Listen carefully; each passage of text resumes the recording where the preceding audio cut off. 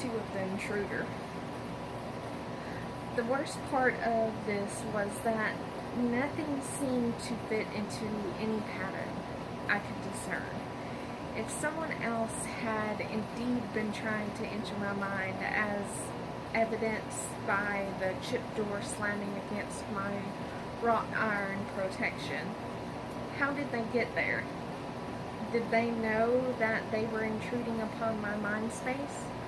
Or had the door shown up for them as well out of nowhere, and they were trying to figure it out as well? What would happen if they appeared while I was in there? Or if they had been here when I entered? I was scared. I was angry. Who was my intruder? Why were they disturbing my peace? Why had they shown up on the most private and emotional level of my palace? I entered my pillow-punching room in a whirlwind of emotions and went to the weapon wall. I needed to release my frustrations, and faceless victims were perfect for this, as I plucked an aluminum bat from the wall and rounded it into the center of the room, where I began attacking the supplied victim in earnest. Though it had no mouth, it still made noises, whimpers, and grunts of pain, sharp escalations. If I hit it in the chest, I was raging over this creation, imagining it to be the invader. I beat it while its bones cracked, crushed its kneecaps, and had it cowering on the ground below me as I raised the bat to cave in its head. I stopped myself in disgust. I had vented out my rage on mental contrast, and with more violence than I had ever used before. I threw the bat aside, and the room returned to its normal state. The thought of going into the bedroom to ruminate over the things felt tainted for me. So I brought myself up from my meditations and decided that a melatonin would probably be a good thing for me, to let my subconscious once again process things for itself. Perhaps it would see what I was missing. That was the last night my dreams were again of doors, shadowy figures slipping around corners, and the overpowering sense of tobacco and liquor. There were a few faces that flickered by, but none that I could recognize, so quite quickly they raced across my mind.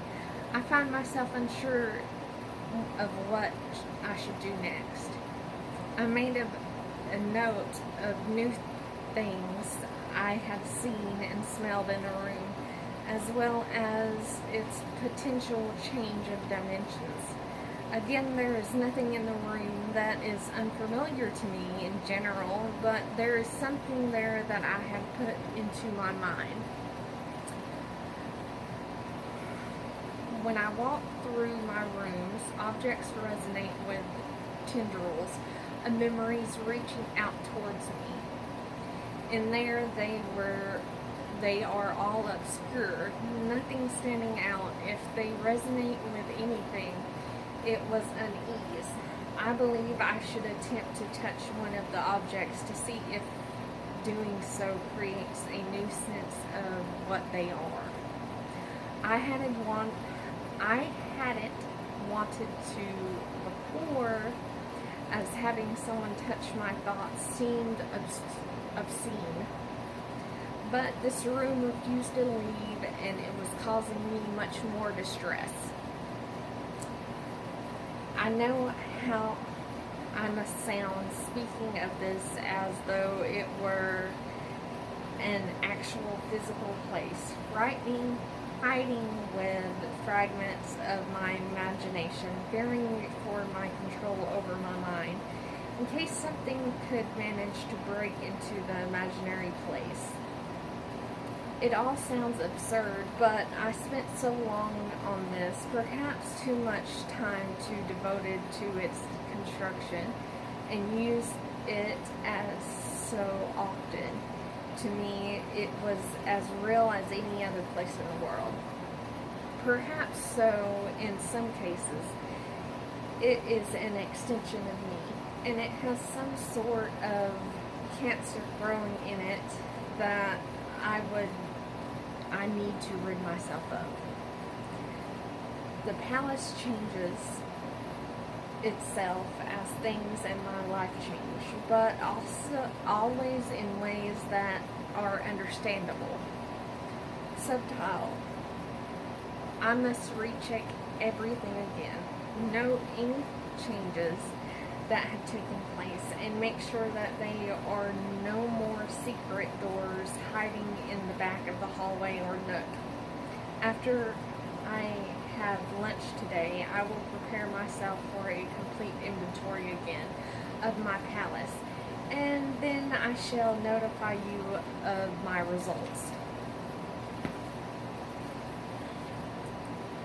I have returned. I am more frightened now than I can remember being in my life.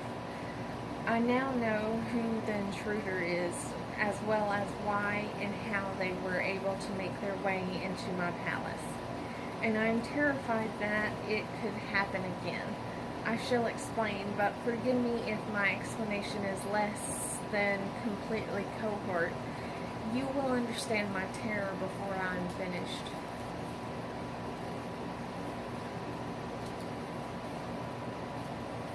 Let's see.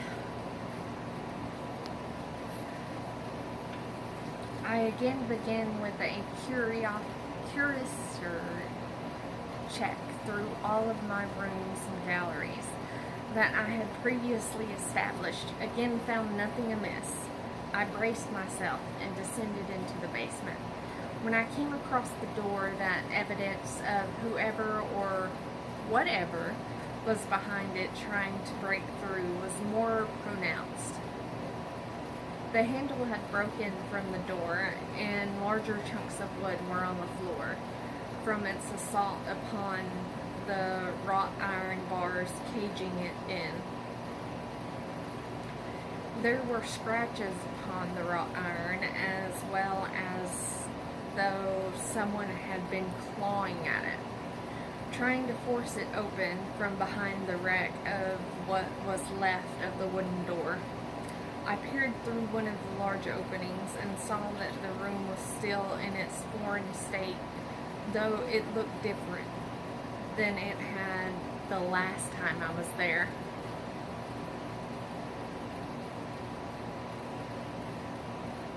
I opened the outer door and then the wooden one, firm in my resolve to do whatever I must to solve the mystery of this place.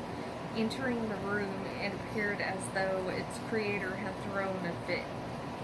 The shelves had fallen from the walls, and the small tables were cracked to the floor, with the items they had been displaying strewn about the place.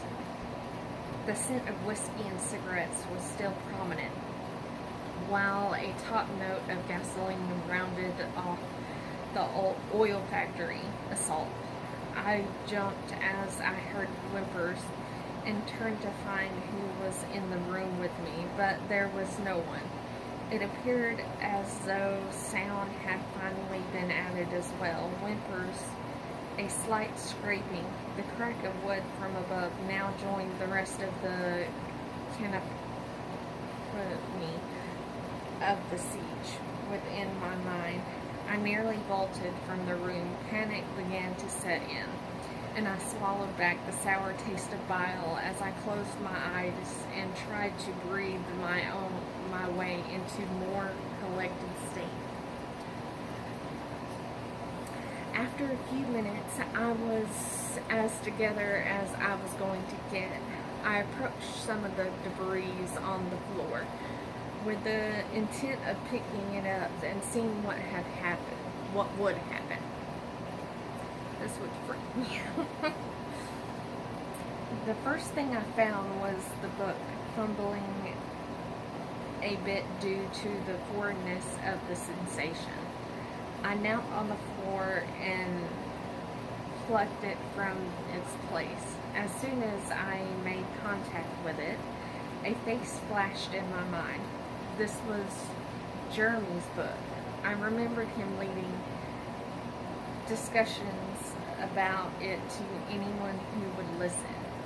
When we were all out together, that had been nearly 20 years ago, it was a hazy part of my past that I've always blamed the liquor for losing track of. Jeremy, Andy, Joanna, Leslie, and the rest of the crowd. We were a group at one point, spending most of our time together, drinking coffee or booze, and playing at being intellectuals. I couldn't remember why we stopped spending time together. I assumed it was one of those things that where people just drift apart. I had gotten a new job and my schedule changed, life changed. But why was the book in here? Why did it make me remember? I threw it back on the floor, unsure of whether that was an actual memory or if it was simply my association with book and enhanced by all of the witchery taking place in this room. I looked for something else. The piece of folded paper lay there just past the book. I picked it up and unfolded it. It was a missing persons flyer. It was of Dana. I had forgotten about her as well, nearly entirely. I never had cared for her. She was Jeremy's girlfriend for a time, but we hadn't gotten along. Glancing around, I noticed that there was a hair tie laying a few feet away. Was the same one that she was wearing in the picture. She had never been found. I remembered that she was one of a number of girls that went missing that year. None of them were ever found. That was probably another thing that had been a part of breaking up our little group. No one knew how to act about it.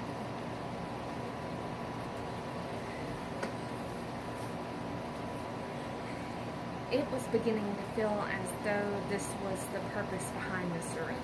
I had no idea who would be trying to force that year into the forefront of my mind, but the possibility that it was the person behind the missing girls was a troubling one. How they had found me, more importantly, why. The only one I had known was Dana, and as I said, we were never close. I put the flyer down and walked over to the chair. The pack of Camel Wides lay on the ground near the lighter, thrown from their previous perch. I decided it was now or never. When I picked up the lighter, I got a flash of another face, Stefan. It nearly sent me reeling. Stefan had always been odd. He wasn't so much a part of our group as he was on the present, but not really included in our activities unless we were out at the bar. He wasn't generally invited to the gatherings at people's homes. I had no idea what had happened to him, so we all drifted apart. The lighter was something he used to play with, a nervous habit of tricks that were tied to master. I picked up the pack of camels as well. I got a flash of Stefan again. This time it came with an old house. It was abandoned, decently far out in the woods. I remembered him taking me out there once when we'd all been drunk. I think it was the only time I've been alone with him. Want to see something cool? Everyone else was calling it a night, but I was in no hurry to get home, so I'd gone with him. The place was a wreck, but he'd set up one of the rooms with a small gasoline generator and had a radio and a lamp with a couple of chairs and a stash of booze and books. It looked like he spent a decent amount of time there. He tried to come on me too, and I had ended up telling him off and leaving.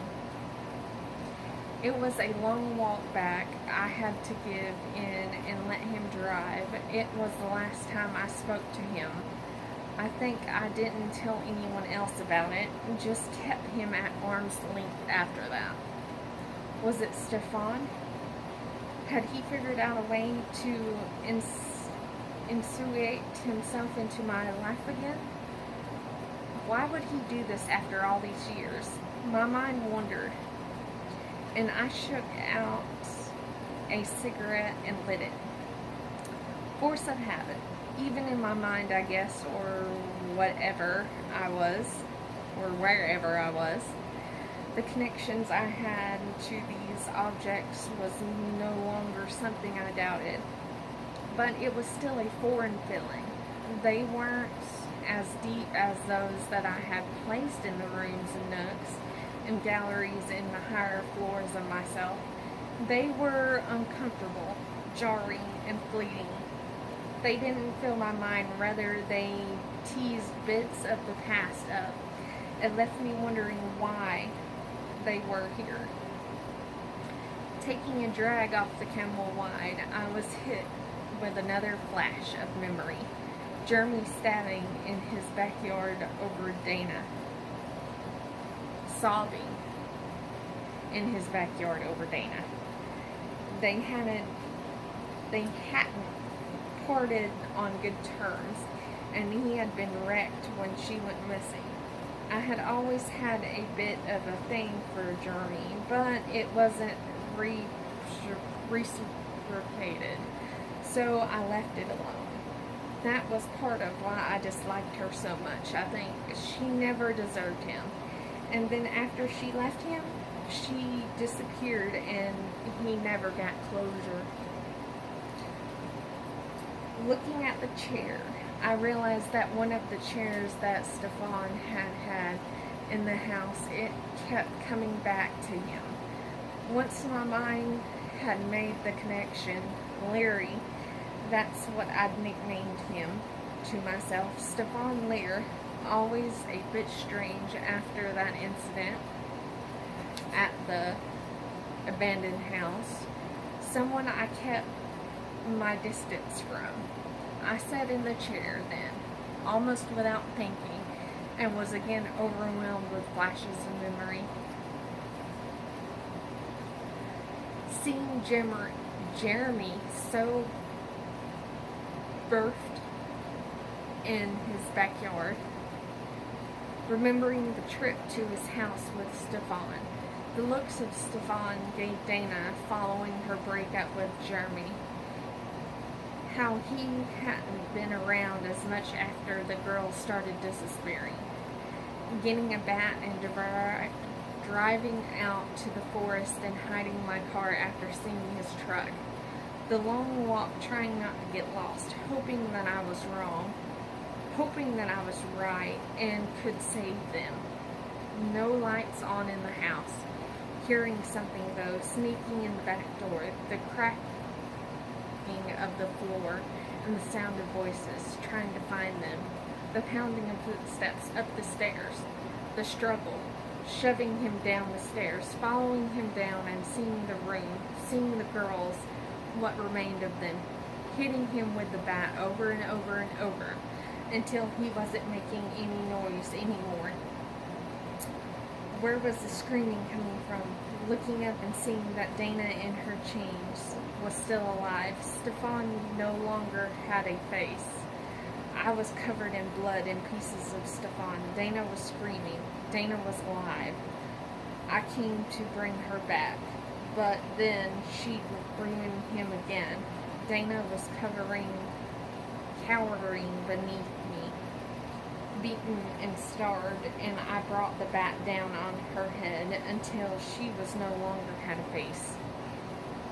I I took Stefan's keys from his pocket. I cleaned myself as best I could with the pump outside of the house. I drove his truck farther into the woods and I left it. I went home and burned my clothes and donated the bat to Goodwill. I got a new job and got away from my friends. They never found the girls. They never found Stefan. And somehow I managed to forget it all. I finished the camel wide and ground it out on the floor with the others. I went to my pillow punching room and took the bat and threw it into the horrible growth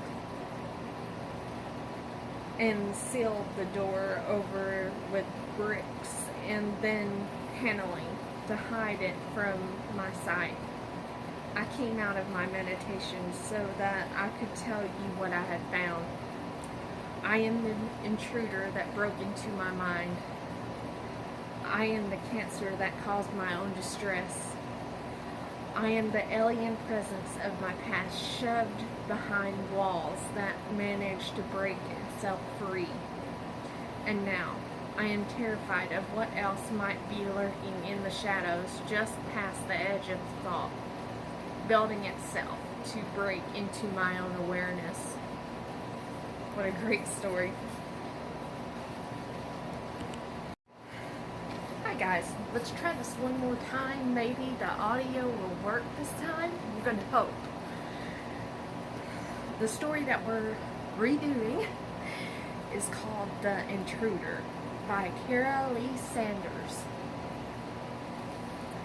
As it has become a bit of a thing in pop culture over the recent years, I'm sure many of you are familiar with the method of Loci, also known as the Mind Palace. Mnemonic memory technique. For those of you unfamiliar with it, it is relatively simple to understand the basics. The user visualizes a place with landmarks or objects that they are able to attach specific memories or ideas to in order to go back, wander through the place, and call upon the memories. This is its basic form. More advanced techniques include creating a person's own new place to store different types of information. Hence, someone may create a house or a palace and assign different sections to different categories of thought. Perhaps a library wherein different books store the memories of scholastic knowledge, a living room designed with pictures and knickknacks to remember, family and events shared with them, etc. I have constructed one of these, and somehow someone has managed to break into it.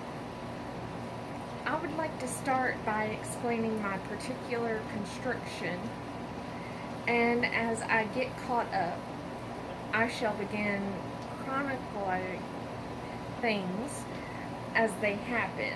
My efforts to try to find this intruder in my mind and to rid myself of them.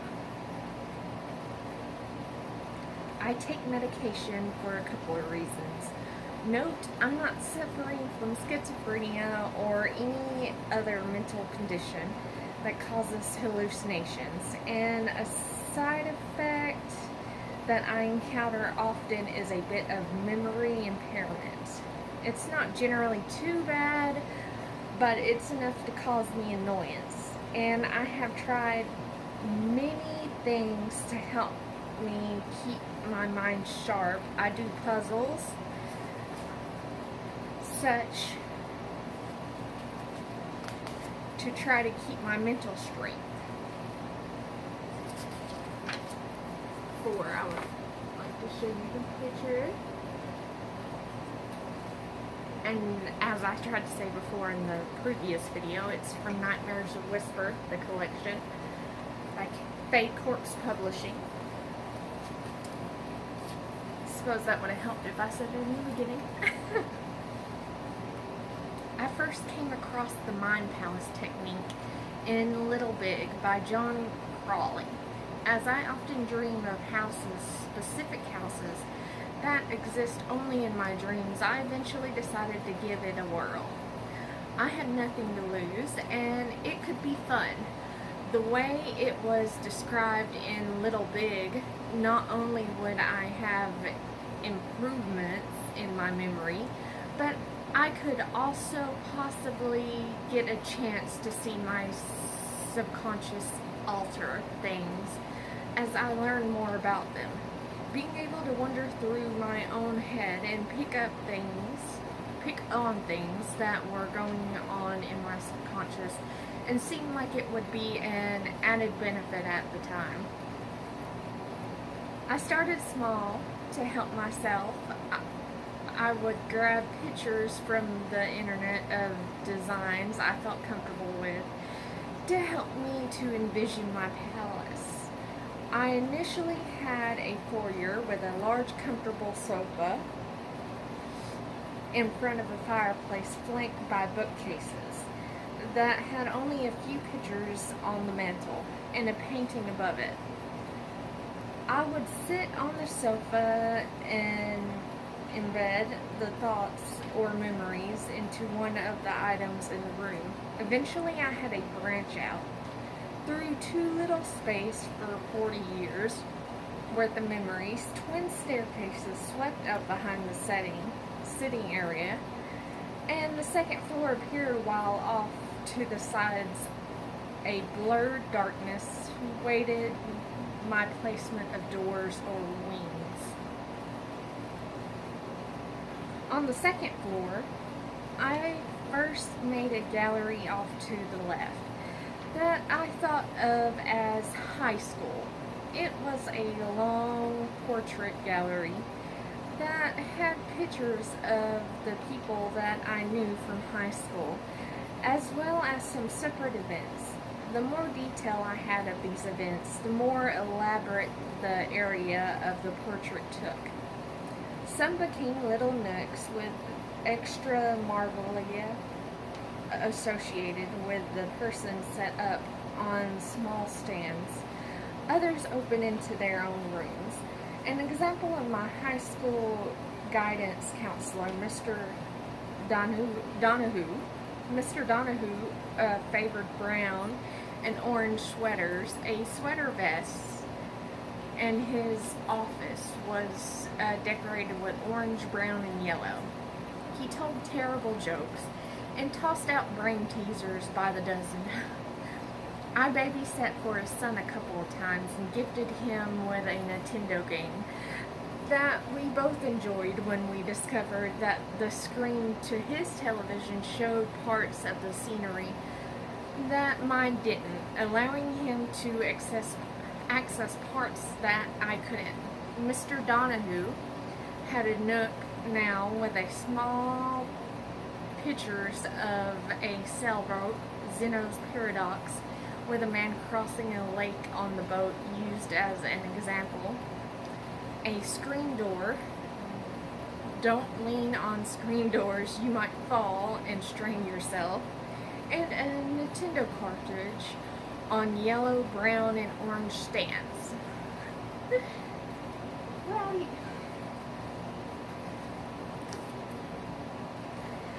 After over a year of work, I had a library assigned to individual scholastic subjects, and the books were moved from their shelves into the foyer to their new respective homes, with an empty tombs taking their places to be filled later. Various other galleries represented the different times of my life or concepts such as music. Due to the rooms that would grow from portraits, any blueprints would have defined mathematics and fallen strictly into the realm of Esther. But it worked in my head, and that was the important part. the blurry darkness of the ground floor gave way to hallways leading to rooms dedicated to close friends and family. The wings and stories of the palace grew like Stephen King's Rose Red, seemingly little rhyme or reason behind their specifics. They were just built where they felt they needed to be. I would enter my palace at night before bed, settle into my sofa and start organizing the new information of the day. Embedding new information into one of the blank books on the shelves would result with it promptly placing itself into the correct library when I was finished. Thoughts on people traveled into their respective rooms or nooks throughout the palace. Newly met people would have their portrait hung in the proper gallery. The organization was easy by this time for the most part. What fascinated me was when I would take the time to walk around room to room, spending a particular long time before a painting would bring up more memories that I had stored away and add to the detail or enhance its statues to a nook or a room. Linked ideas could take me from one place to another at the speed of thought. Mr. Langton's humanities class, where we were first introduced to the Cyrillic alphabet and the difference between translation and transliteration. The back of the clan book, Malferpin, which had written in Cyrillic translation. If you can read this, you are officially tragically hip. My American friend being so excited when I asked him to give me a translated version of the song Jenna. Remembering him teaching me that Jenna meant go, while Ari meant come here. Playing my current MMO, where one of my friends and guildmates had named all of her tunes with various variations of Ari in them. Stopping myself and having such out of control tangents in my thinking was one of the things I was trying to use this for, though it could be a good way to put myself to sleep at times. Another thing I discovered when taking extended walks, particularly after spending a good deal of time on Facebook, was the portraits would begin to alter slightly. It was like watching Dorian Gray at times based on the content they posted. They may not accurate the depth of the nook, but they would become more ugly or beautiful characters of themselves based upon the types of posts they have made. If it was people I was close to, their rooms might start altering as well. A friend that I might have had a bottle of alcohol in the room for remembering a time we had at a party might end up with a cracked, empty bottle if they were acting out as a bitter alcoholic and so forth. Forgive me for delving so deeply into my own personal creation. It's important, though, for you to understand how my mind works in order to grasp my current problems. There are only a few more things to go through before I can explain my current trouble. As I began to spend more time nightly in my mind palace to relax and unwind, I started thinking of other possibilities for it. About 8 months ago is when the basement was created. I'm the type of person who tends to bottle things up. I needed a way to vent, a place to punch a pillow, as it were, within the confines of my own mind. I decided it was all allowable to go a bit further and to create a room where I could create a more satisfying punching bag and methods of taking out my frustration. I made a room where I would materialize faces, constructs to kick around when the week had me at my wit's end. Also, in the basement, I added a bedroom where I could then go and relax, meditate, and access my palace. The pillow punching room seemed to evolve as I discovered the therapeutic value of it. It didn't advance to the statues of a torture chamber, but I will admit that a few choice weapons hung on the walls, and the mannequins, though never crossing the line into developing faces, were quite human in how they handled the punishments dealt to them. Though this was a bit worrisome, I didn't use these weapons, nor did I devolve into spending hours a day attacking things in my mind. It was just there for when I needed it. Indeed, I spent more time in the bedroom than any other room. Daydreaming and shifting through my thoughts through the windows I had hanging on the walls that led to the various other rooms of my mind. This would relax me and eventually help me to sleep. Now that you have suffered through my construction, I will introduce you to what is causing my current dilemma. About 2 weeks ago, I entered my mind's basement for a visit to the pillow punching room. After a particularly brutal session that I am ashamed to say was set off by a combination of political posts on Facebook, petty trolling in the game that I play, and general irritability, I left to curl up in my bedroom to relax, and I saw a new door, one that I had never put up.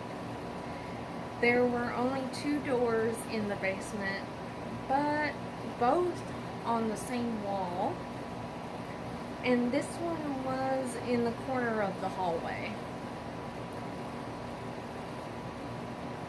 That would freak me out.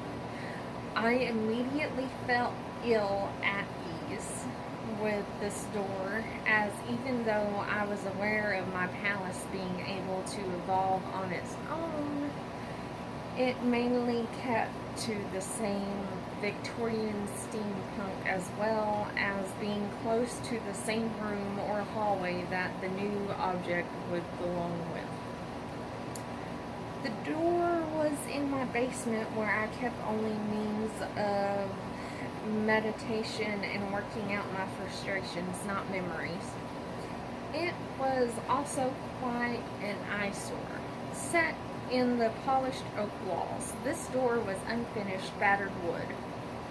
It was something that may have been attached to a long ago abandoned cabin. There was a knob, simply a handle, and it hung poorly in the door frame. Gaps in the wood allowing the interior to be viewed from the outside. I approached it cautiously and decided that rather than opening it, it would look through the openings between the boards. When I did so, I was overcome with a feeling of vertigo. The room wasn't up high nor complexly laid out. It simply did not look or feel like anything else in my mind. I couldn't see it properly, as if looking through the door gave the effort of wearing a drastically wrong prescription of glasses. Frightened and confused, I decided to leave the door after setting up a second wrought iron barred door in front of it and locking it. That evening, I spent in my mind's bedroom meditating on all of the new information I had recently added and cross-referencing by letting myself fly around through tangents, searching for any reason why this new edition would have been made. I could come up with nothing. Eventually, I left my palace out of frustration and slept somewhat troubled for the night.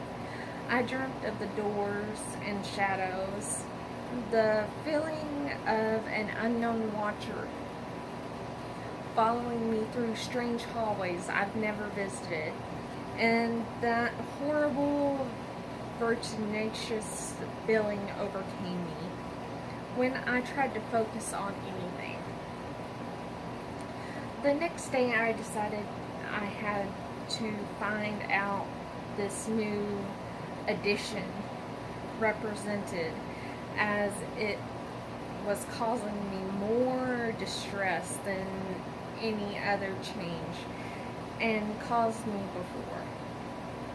I wanted to approach it as calmly as I could, so I had a long bubble bath, a cup of chamomile tea, and laid down on my bed with a lavender eye pillow to keep out the afternoon light as I let myself into my mind palace. Setting first in the foyer, I searched again for anything new that may not have been properly categorized away. Nothing was evident. I wandered the second floor galleries and rooms looking for other changes that I may have not noticed for lack of visiting. Again, nothing. Paying very close attention, I scoured the first floor rooms of my family and close friends once again, coming up frustrated and empty-handed. The only comfort being that none of the other rooms had been invaded by the same nauseated perspective as the new room provided to me. Finally, I went down into the basement to encounter this new extension of my mind. To my relief, the door I put in front of it was still locked, and nothing appeared to have changed. Opening the door I had created, I rested my hand on the handle and noticed that the wood felt odd, similar to the view. It seemed to be causing me a sense of touch, to be invaded by something alien to the way things worked in my mind palace. It wasn't just that it was rough as opposed to how most of my fixtures were polished and smooth. I had expected that. It was similar to grabbing a cup and expecting iced tea only to have a mouthful of diet soda. If that is a possible way to describe touch, trying to explain the sensation in one's own mind is difficult. I can understand that one. Breathing slowly until I was calm, I braced myself for what other assaults on my senses I may be encountering, and slowly pulled the door open towards myself. My visual perception still off in trying to see exactly what was before me. I stood on the threshold trying to accumulate to it as best as I could. It seemed a plain room, concrete floor, and walls perhaps about 20 by 20 feet. There were shelves mounted to the walls with what appeared to be small knickknacks, as well as a few end tables with small items on them, also placed in seemingly random fashion. As I acclimated to the visual distortion, I took careful, shaky steps towards the first table and found that as I got closer to it, I could see the details better. It was nothing grand, a plant stand about 8 inches across with a half-empty Mountain Dew bottle, a CoverGirl compact, and a hair tie sitting upon it. I had no memories attached to these items. I was loath to touch anything in there, as the sensation of the door had been disturbing enough. Freaked me out.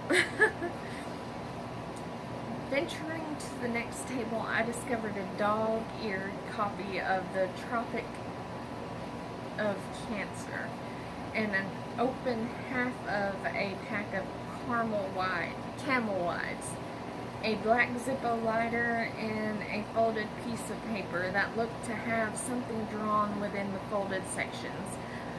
I could not see. I checked a few more of the tables and all these random items on them that stirred up no memories or attachments to me at all.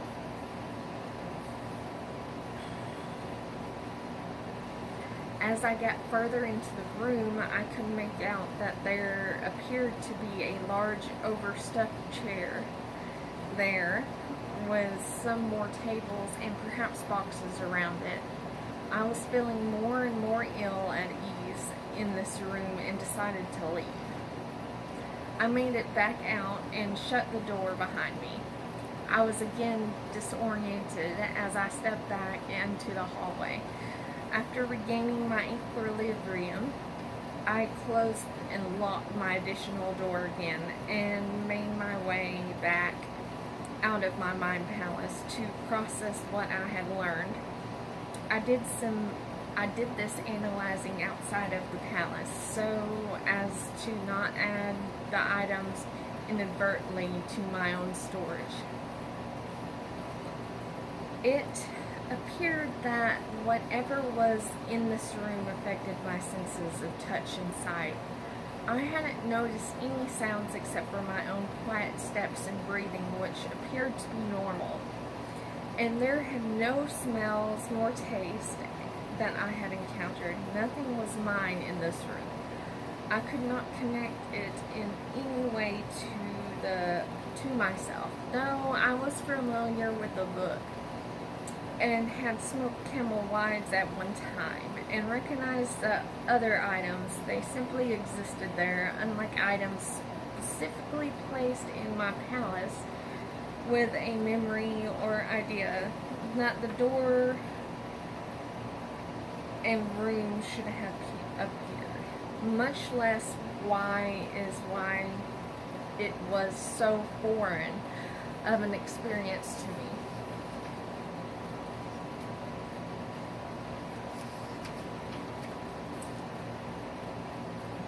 After hours of theorizing, I could come up with only 3 explanations. The first was that somehow my mind has created this room for some reason that I have yet to discover. The second and third are kind of combined. Somehow either I have encroached upon someone else's memory palace, or that they have done the same to mine. It would explain why I had altered perceptions. If they see the things differently than I do, and their nerve endings wouldn't be the same as mine, as whatever significance the objects hold to them would be set by them. It would explain why I could feel no attachment, but how could it be that our minds have intersected in this fashion?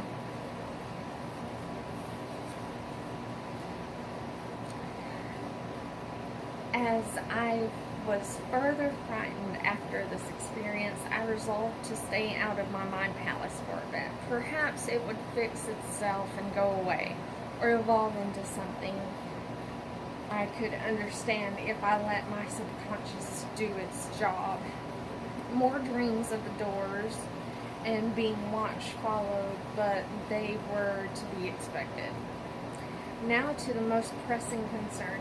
Last night I entered again after giving my mind a week to organize itself. Using the same routine as I had the last time, I went through the foyer, second floor, and main floor, finding no changes. I then went down to the basement, no changes in my rooms there either. But the door was still there. Hoping something had changed about it, I went to investigate. There was definitely a change, but it wasn't what I had hoped. Peering through the cracks, I could tell that the room seemed the same. The distortion remained as well. The door I had created in front of it was still locked, thank the gods, but small slivers of wood littered the floor at my feet. The wooden door had chips out of it where it appeared to have been slammed against the bars of my door. I had documented all the items that I had seen in there, the time I had stepped through on a notebook. I didn't want duplicates of them to begin appearing in my palace itself. How odd would it be to have a nook based upon a room that was built without my input? I did not want to start thinking of the paradoxes that could cause. I decided to enter the room once again to see if it had noticeably changed, if it was still as eerie as it had been, so alien to me. Let's see.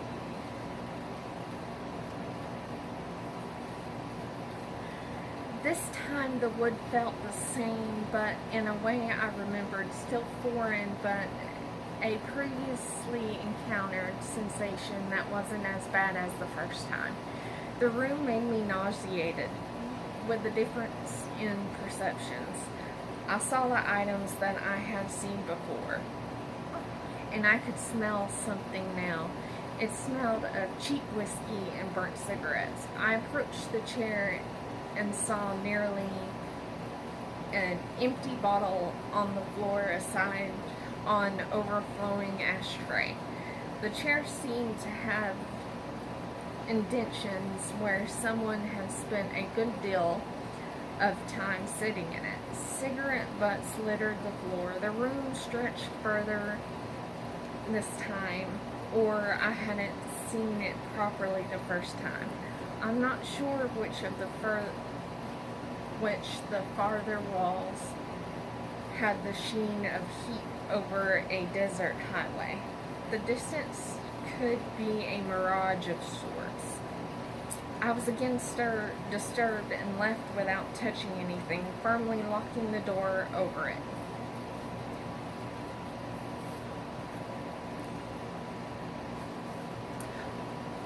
We will start with part 2 after this.